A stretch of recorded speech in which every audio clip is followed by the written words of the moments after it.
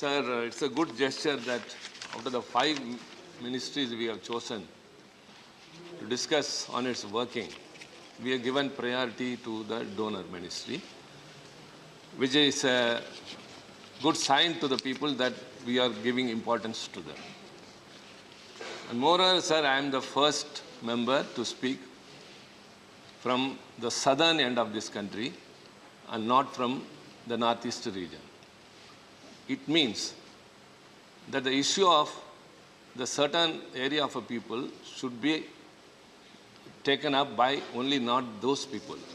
If it is really a nation which, as we project to outside, I should address the concerns of the people who are in the northeast as well as in the north, and so also they should be concerned about the people in the south. So that is unity in diversity. This is unity, and this unity cannot be brought by way of uniformity as some other people think. So the northeast region, which comprises of 8 states, the Assam, Arunachal Pradesh, Mizoram, Manipur, Meghalaya, and Nagaland, Sikkim, and Tripura. Sir, and this northeast region is connected to the rest of India by a narrow Siliguri corridor. Of course, as everyone pointed out, I think all the 3 members who have spoken are from the northeast. It is bestowed with rich natural resources like forests, biotechnology, and potential of hydroelectric power. And also the strategic situation of this country acts as a very good trade market for the countries of the East through the Act East policy. Sir, furthermore, it is, as well known, it is rich with culture and different ethnicities and captures the hearts of the people with its culture and traditions of the natural inhabitants there. They are all living in the hills. Many think, as Mr. Ripun Bora told, that since they are in the hill region, they are all backward. No, not that. They set an example to the other parts of the people in the other parts of the country. Sir, the region is rich in water resource with 33% of the country's total, and it also receives an annual average rainfall between 2,480 millimeters to 6,350 millimeters. Sir, which can be used for irrigation and enhancement of agriculture. Sir, the region is seeing such development under which the irrigation potential for 46,500 hectares has been created. Organic farming has been gaining pace under the region and is testament to the region's uniqueness and potential. Sir, recently the Chief Minister of Arunachal Pradesh sent to all the members of Parliament, I think so, a pack of kiwi fruits, all by way of organic farming. And he has given a detailed letter of how it is being produced and also sought encouragement from the other sections of the people. It's very tasty also. Yes. Of course. Normally, anything which is produced in the hills will be tasty, and this is organic, totally organic. And he has also cited that many other things they are venturing, and he needed support. Of course, also we appreciated in return that, yes, you should be supported in other means also. Sir, the economic and infrastructural development of the region is progressing at a faster pace with increasing fund allocation for construction of roads and highways connecting cities and districts. However, sir, the post-colonial development in this region has faced and is facing challenges which hampers the development. That we should not forget, sir. Sir, in what manner? Because it has led to the lower pace of growth, both economic and social. And also in terms of industrialization and development of contributes little to India's GDP. Only because of the challenges which the region is facing. We may sanction more funds, sir, but what happens actually? The region suffers a decreased connectivity in terms of railways and road networks and continue to face civil disturbances. I expected any one of these members from the Northeast would have focused on that, which I would like to.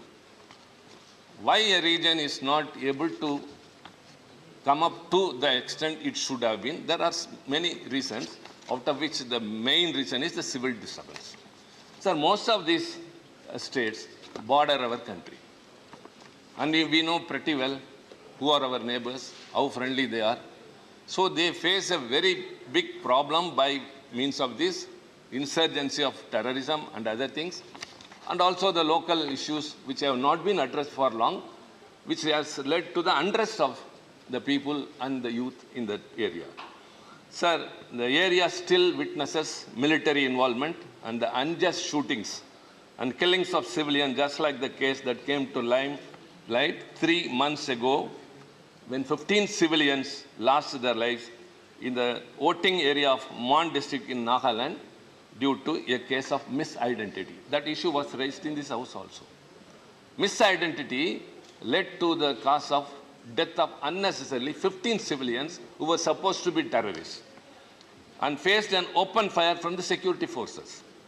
The aftermath was equally disturbing, where the more lives were lost on both sides in the clash between the villages and the armed force later. So the region has had a history of civil conflict, and this was not the first case of such kind. A month before, an army colonel, along with his family and 4 other personnel from the paramilitary force, were killed. Sir, main reason for that is parts of northeast region, as identified by experts, experience a hostile environment because of the Act, AFSPA, the Armed Forces Special Powers Act. What is that AFSPA? I cannot go in detail because of the lack of time. But sir, when this act came into existence? The act, long history, dates back to the colonial times. To sabotage the Quit India movement in 1942, the British government brought this act. And later in 1947, 4 such ordinances were brought into place and to deal with the internal turmoil of the partition. That also one of the members who spoke here mentioned about. Because of the partition problem, again it was an ordinance was promulgated. In 1948, a single ordinance subsuming all the 4 was promulgated. It was finally repealed in 1957. But sir, in 1958, after seeing the growing disturbances owing to Naga rebellion, the act was brought back. Sir, what is the purpose of the act? The act came into force, sir, very, very important. I think the government should take it into consideration. The act comes into force when an area is declared as a disturbed area by the state government, the status which is maintained for a minimum period of 6 months.